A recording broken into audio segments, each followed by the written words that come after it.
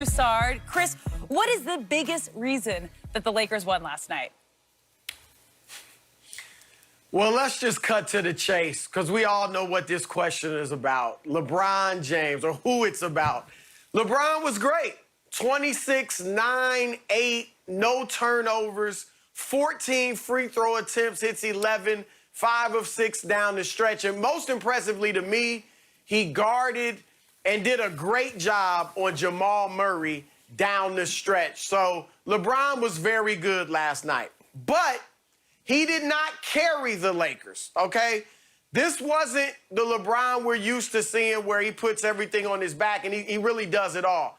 He really, to me, at least in this series, is fitting into the system more than being the system. And to be honest, I like it.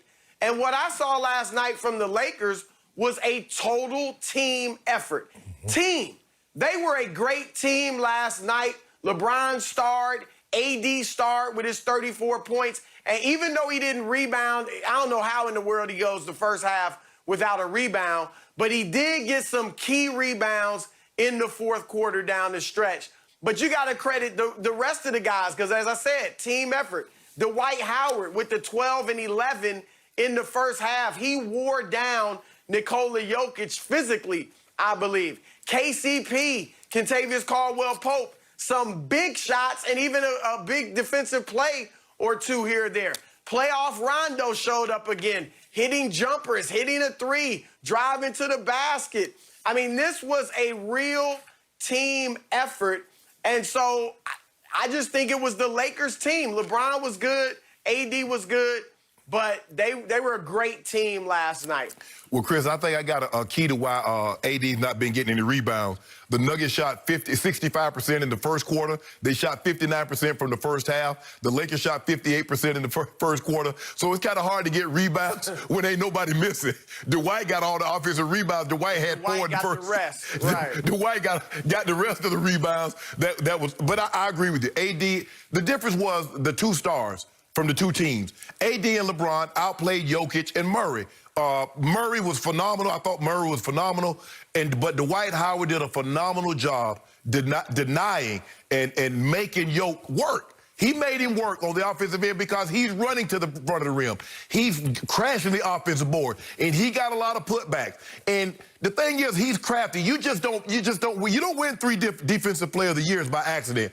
He's on one side, and they pass him that side. The next thing you know, Dwight's on the other side. So he's constantly annoying Jokic, making it work on both ends of the court. And I thought down the stretch, it wore on Jokic. Jokic looked tired. And also, give Rondo. Rondo's been phenomenal in this series. We know playoff Rondo, but he's making passes. He's cutting to the basket. He's making big shots. You know, the shot clock winding down, Chris, and he hits that big three. In the fast break, he pulls up. Nobody guards him at the top of the free throw line.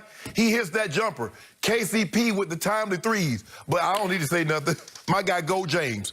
Now, Chris Broussard, the guy you voted for Defensive Player of the Year and the MVP, he turned down an assignment on Jimmy Butler in Game 1. Butler was going crazy. He wanted no parts of it. Them two wing defenders that you have called on this show the greatest since Pippen and Jordan didn't want this assignment. They could do nothing with Jamal Murray in the second half, and let alone the fourth quarter. My guy, 35 years of age, got a birthday in about 4 months, about to be 36. 17 years with a lot of wear and tear on those legs. Took the assignment on a 25, 26-year-old Jamal. He might not be yet that old. On Jamal Murray. I need some kudos to my guy. I need his flowers now. I need them flowers now, Chris Broussard. Props.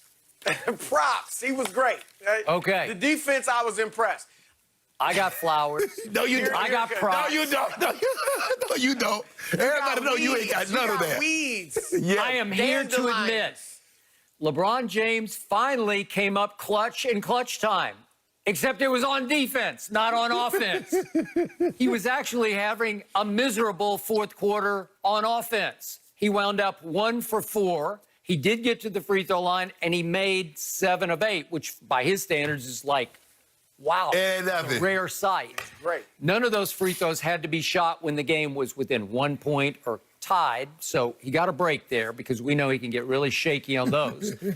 But the point was, The story of the game was that Jamal Murray did a number on LeBron with about 2.5 minutes left in the first half. It was another trick shot from Jamal Murray, and he deked LeBron because LeBron thought he had him dead to rights with a block, if we could see it.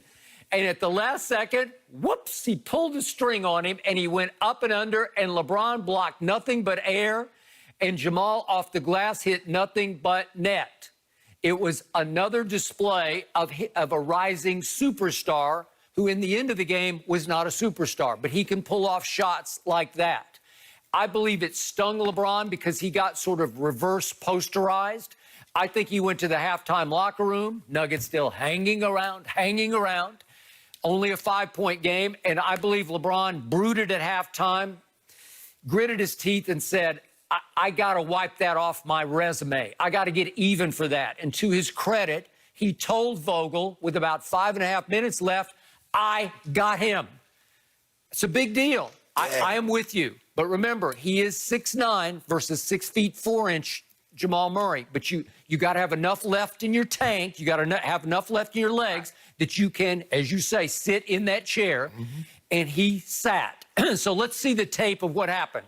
The first time Jamal drives left, LeBron got his body up into him, and they called a foul. And Frankie V was outraged over it and challenged it and lost the challenge. So Denver got to inbound the ball. So here it goes again. And LeBron says, I got him. I'm going to run across the picks. I got him. And he just jumped right in his face and made Jamal give it up too quick. And it was a bad pass. Markieff got a hand on it. And here comes Rondo to KCP. Kaboom. That was a big shot. That was a KCP shot. Here we come again. Here's the drive. That could have been a foul. I thought he did get fouled on that play, but LeBron just kept running, and he kept running. That's what we do. He got a bunny. He got a bunny. And this is a 3-point game. And then that was the best defensive stand of the night because he beat him to his spot and he made him eat it. That was not a foul. And Rondo comes right down to the other end, playoff Rondo, and nails what became, it felt like a dagger at that point. Okay, so did LeBron take him for the whole fourth? No, he did not. He took him for the last 5.5 minutes, and it was really just 2 drive shots. The first could have been a foul, and trust me, the Nuggets will now send that tape to the league office to see if they can get some new favor from the officials the way Vogel and Rob Pelinka did before the game last night, obviously, and they got all the calls. So they got away with one there. If Jamal had gone to the free throw line, he probably would have made 2, and it could have gotten pretty dicey for your Lakers. But they got away with that one.